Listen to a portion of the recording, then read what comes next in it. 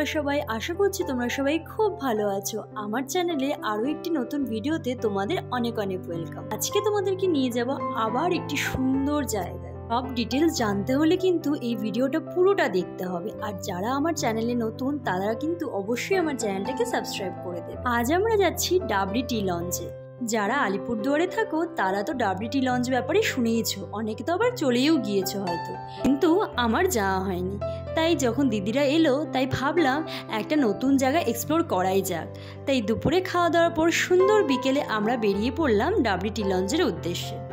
খুব একটা বেশি ডিস্টেন্স ছিল না বলে আমরা টোটো নিয়ে নিয়েছিলাম, আর টোটোতে আমাদেরকে টাইম লেগেছিল মাত্র 30 মিনিটস। এই ডাবরি টি লঞ্চ ইভিনিংয়ে টাইম স্পেন্ড করার জন্য একদম পারফেক্ট জায়গা।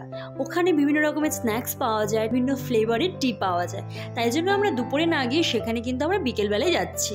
যাওয়ার সময় আমরা হাই রোড দিয়ে গিয়েছিলাম, ফেরার সময় আরেকটা রাস্তা আছে যেটা চার্চ হয়ে আসে, আমরা ওদিক দিয়ে ফিরেছি।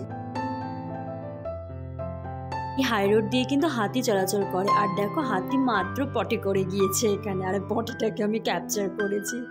যাই হোক, আর এখান থেকে আমাদের আর একটুখানি সময়, তারপরে আমরা পৌঁছে যাব আমাদের ডেস্টিনেশনে। এই টি লঞ্চের সামনে খুব সুন্দর চা বাগান, তাই আমরা ভেবেছি টি লঞ্চে ঢোকার আগে ফার্স্টে এই টি গার্ডেনটাকে একটু ঘুরে আসবো। এখন একটু চা বাগানের মধ্যে যাচ্ছি, রাস্তা দিয়ে একদম চারিদিকে শুধু চাই বাগান। তোর মধ্যে যাব, কিছু ফটো তুলবো, ছবি তুলবো, ভিডিও করব। সত্যি এই গধূলি বেলায় এই রাস্তাটা আর এই চা বাগানটা যেন অপরূপ সুন্দর লাগছিল।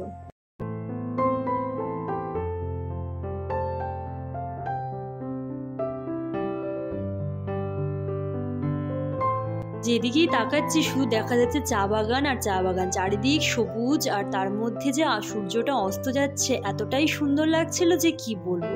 আর এই রাস্তাটাও ছিল সেরকমই সুন্দর, দুদিকে চা বাগান আর মাঝখানে সুন্দর এই রাস্তাটা।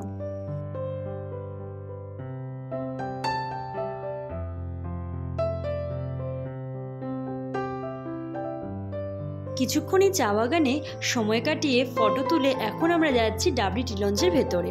আর ভেতরটা এতটাই সুন্দর ডেকোরেট করা, খুবই ভালো লাগছিল। আর সেদিন কিন্তু বেশ ভালো ভিড় ছিল। আমরা ঢুকেই টেবিল পেয়ে গেছিলাম, আমাদের ওয়েট করতে হয়নি। আমাদের এখানে আসতে হলে কিন্তু কোনো রকম প্রি বুকিং করতে হবে না। টেবিল যদি ফাঁকা থাকে তোমরা তাহলে পেয়ে যাবে, আর যদি ভর্তি থাকে তাহলে তোমাদেরকে একটু ওয়েট করতে হবে। তোর অ্যাম্বিয়েন্সটা বেশ ভালো, ফ্যামিলির সাথে হোক ফ্রেন্ডসের সাথে সময় কাটানোর জন্য এটা কিন্তু একটা বেস্ট জায়গা। তোমরা চাইলে এখান থেকে চা পাতা কিনেও নিয়ে যেতে পারো, ওদের কাছে প্রচুর ভ্যারাইটি আছে। এবার চলে আসি মেনুতে। আমার খাবারগুলো একটু কস্টলি মনে হয়েছে।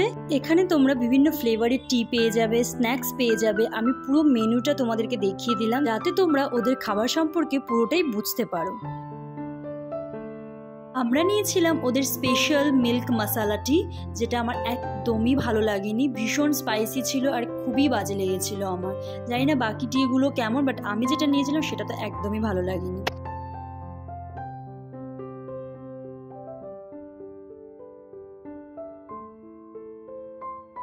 এরপর নিলাম ওদেরই একটা স্পেশাল আইটেম টি পকোড়া। ফার্স্ট টাইম এই টি পকোড়া আমি ট্রাই করব। এই টি পকোড়াটা আসলে ছিল চা পাতা কুচি কুচি করে কেটে তার মধ্যে একটু পেঁয়াজ কুচো দিয়ে সেটাকে একটা বড়ার মতন, আর খেতে সেরকমই জঘন্য ছিল। ওভারঅল অ্যাম্বিয়েন্স খুবই ভালো, একবার আসার জন্য তো ঠিকঠাকই বলবো, কিছুটা সময় কাটানো। খাবার আমি যেই দুটো খেয়েছি আমার ভালো লাগেনি, নেক্সট টাইম এলে আমি আরও কিছু ট্রাই করব। দুটো আইটেম খেয়ে এত বাজে লাগলো তাই নেক্সট কিছু আর ট্রাই করিনি। তো তখন বাজে 7টা, আমরা বেরিয়ে যাচ্ছি। তোমাদের এই ভিডিওগুলো কেমন লাগছে আমাকে কিন্তু অবশ্যই জানিও। দেখা হচ্ছে আবার কোনো নতুন এক ভিডিওতে, ততক্ষণের জন্য টাটা।